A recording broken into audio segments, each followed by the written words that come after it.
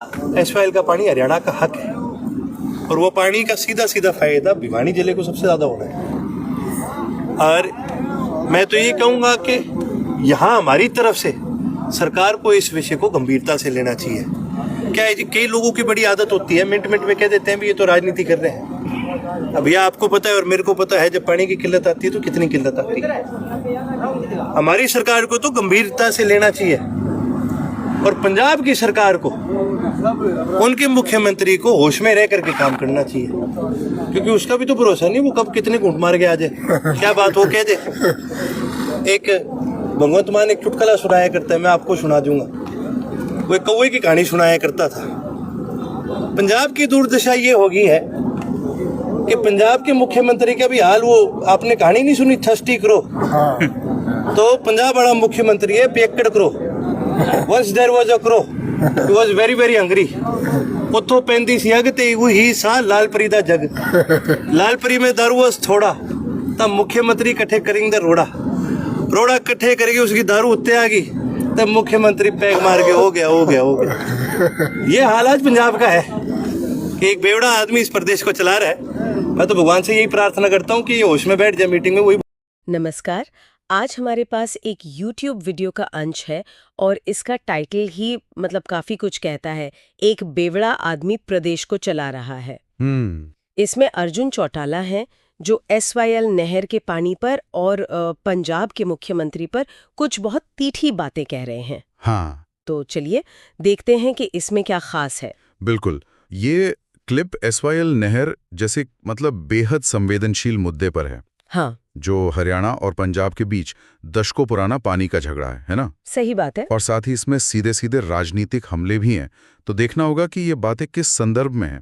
हाँ, तो सबसे पहले अर्जुन चौटाला एसवाईएल पानी पर हरियाणा का हक जता रहे हैं। अच्छा। वो कह रहे हैं कि ये पानी हरियाणा को मिलना ही चाहिए और इससे सबसे ज्यादा फायदा, उन्होंने कहा, भिवानी जिले को होगा। भिवानी? उनका ये भी कहना है कि इसे सिर्फ राजनीति समझने वाले लोग वो जमीनी हकीकत से अनजान हैं।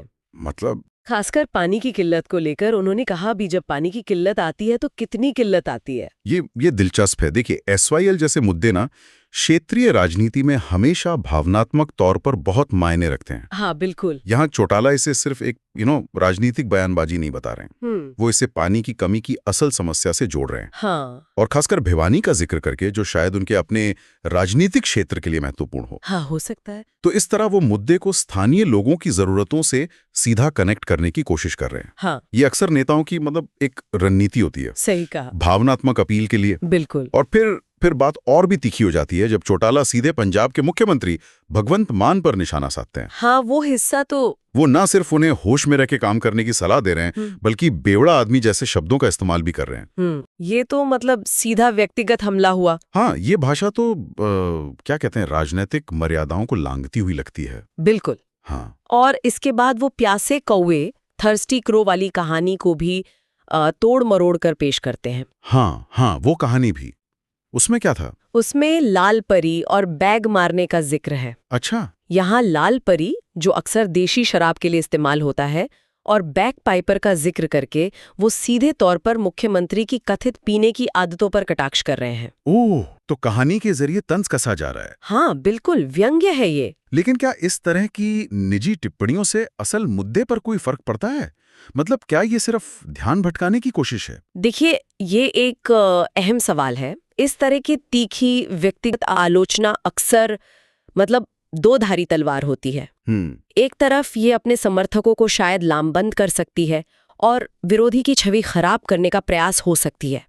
दूसरी तरफ कई बार ये असल मुद्दे, जैसे यहाँ पानी का बंटवारा है, उससे ध्यान हटाकर बहस को निजी हमलों तक ले जाती है। सही बात। यहाँ ये याद रखना बहुत जरूरी है कि हम सिर्फ स्रोत में जो कहा गया है उसका विश्लेषण कर रहे हैं। बिल्कुल। हम इन विचारों का समर्थन या विरोध नहीं कर रहे हैं। हाँ, ये सिर्फ एक विश्लेषण है। तो इस क्लिप से कुल मिलाकर क्या समझ आता है? ऐसा लगता है चौटाला एक ही तीर से दो निशाने साध रहे हैं। कैसे?